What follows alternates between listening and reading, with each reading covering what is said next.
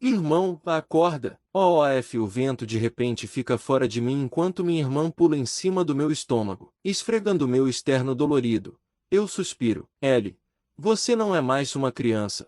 Você vai me machucar seriamente um dia. Você está me chamando de gorda, irmãozão. Ellie finge ofegar. Esta pequena espertinha.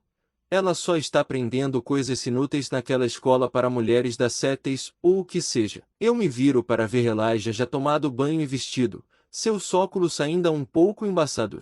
Eu juro que você dorme como uma rocha, Art. Sua esposa vai ter que usar magia para te acordar quando você ficar mais velho. Ele balança a cabeça. Cala a boca, ponto.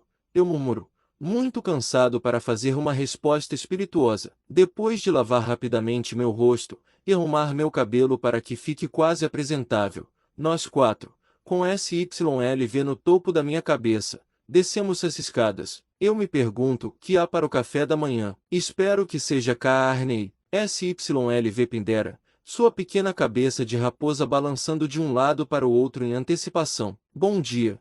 Vocês quatro chegaram na hora certa. Minha mãe nos chama da cozinha enquanto as criadas preparavam a mesa. Embora houvesse cozinheiras na mansão, minha mãe sempre quer pelo menos preparar o café da manhã para nós. Então, enquanto Tabita ajudava, as criadas ajudavam a arrumar a mesa e a limpar depois. Depois que voltei, minha família, assim como Vincent e Tabita, ambos notaram aparente mudança na aparência de Sive. Eu apenas encarei isso como sua transformação depois de digerir muitos núcleos de feras. Mas, a partir disso, meus pais e os Yoshi sabiam que Sive não era apenas uma fera de mana comum, até mesmo conversando baixinho com ela, como se ela fosse um animal doméstico inteligente. Bom dia, meninos, e claro, minha princesinha.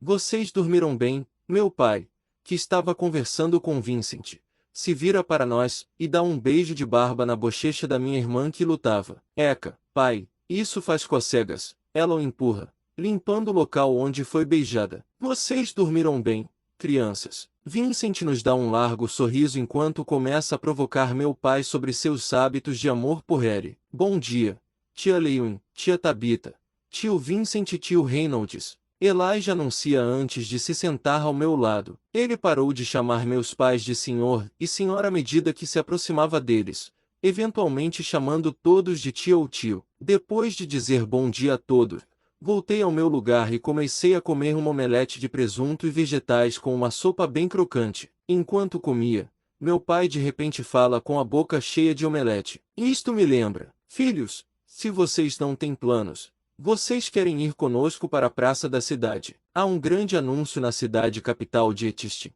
onde o rei e a rainha residem, mas alguns artífices vão colocar uma projeção ao vivo da transmissão na praça da cidade. Querido, por favor, não fale com a boca cheia. Minha mãe repreende suavemente antes de entrar em fofoca com Tabita sobre as últimas notícias da cidade. Senhoras, parece que ela está se dando muito bem com as nobres damas de Shiro, visto que as duas costumam sair em reuniões de brunch e viagens de compras à tarde. Parece bom, pai. Elijah e eu não temos nada planejado hoje de qualquer maneira, certo? Eu me viro para meu amigo que está devorando sua segunda omelete. Ele nos faz um sinal de positivo e eu me viro para Vincent. Eu também quero ir. Posso, mãe? Ellie se inclina na mesa em direção à minha mãe. Você tem escola hoje, Ellie. Você pode sair com seu irmão depois. Ela cutuca Ellie de volta para sua cadeira enquanto minha irmã faz beicinho. Tio Vincent, lembro que você mencionou algo sobre como iria visitar um famoso pesquisador que tem um laboratório em Shiro.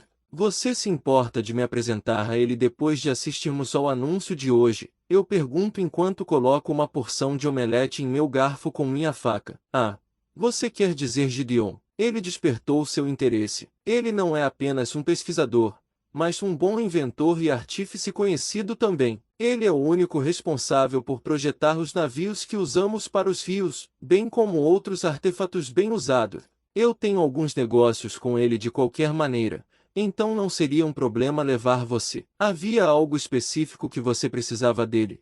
Ele questiona, os olhos inteligentes por trás dos óculos brilhando de curiosidade. Não é algo que eu precise, mas mais algo para discutir. Achei que ele iria achar valioso.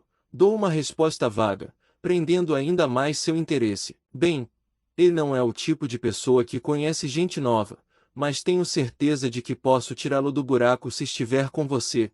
Ele acena para si mesmo. Excelente! Estou ansioso para conhecê-lo. Eu me concentro de volta na minha omelete, da qual Siv deu uma grande mordida, enquanto Elijah e meu pai curiosamente se perguntam o que estou fazendo agora. A praça da cidade, que normalmente estava movimentada com muita atividade, estava normalmente lotada tanto com civis normais quanto com nobres. No lado da grande torre do relógio, havia 4 orbes criando um quadrado, enquanto sob esses orbes flutuantes, havia 2 artífices com suas vestes marrons, significando que eles não fazem seu trabalho por glória e fama, cantando e brincando com um dispositivo. Siv, que estava olhando em volta ansiosamente para a enorme multidão de pessoas, estava se remexendo no topo da minha cabeça. Elijah, meu pai e Vincent foram os únicos que vieram, com minha mãe e Tabitha saindo com suas amigas, e Ellie na escola. BZZZ. Os 3 reis siranhas de diferentes nações em nosso amado continente de Dicatem se reuniram aqui neste dia memorável. Eu vejo um homem muito bem vestido anunciar para uma audiência que parecia estar na casa das centenas de milhares. Parece que muitos viajaram até lá. Atenção!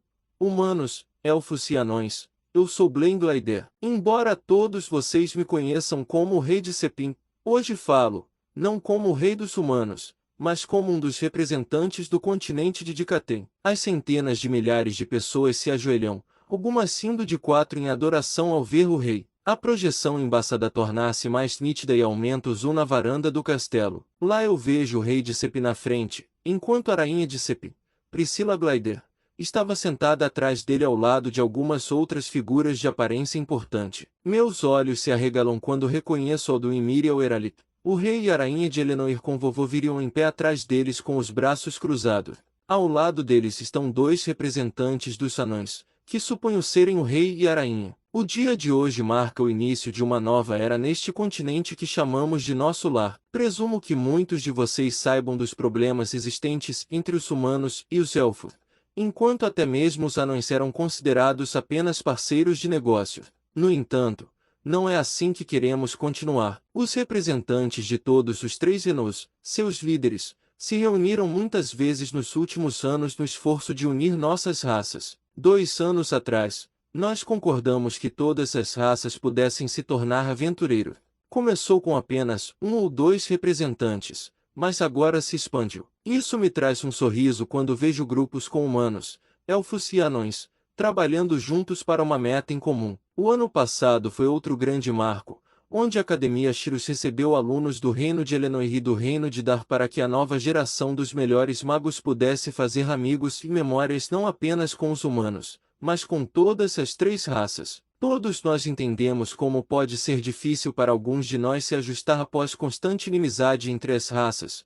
Pedimos que você deixe de lado o passado e as discriminações que você possa ter e pense além disso, se não por você, mas por seus filhos, e o futuro deste continente. Houve outra grande salva de palmas, acompanhada por um mugido de adoração. O rei Glider sentou-se e Alduin Eralit, o rei de Elenoir e pai de Tessia, levantou-se e pigarreou antes de falar para a versão deste mundo do que parecia ser um microfone. É uma honra falar em nome de todos aqui neste dia inesquecível. Como o rei Glider falou tão veementemente, também estou de acordo sobre o futuro deste continente. Para algumas pessoas, isso pode não ter muito interesse, mas para muitos que anseiam por aventuras e novos lugares para visitar, posso dizer de todo o coração que este continente está repleto de muitas incógnitas. Um exemplo óbvio é a própria clareira das feras que reside neste continente. Embora um número incontável de aventureiros tenha se aventurado na clareira das feras, não é exagero dizer que nem mesmo metade dela foi percorrida. Embora as bestas de mana não tenham deixado a clareira das feras,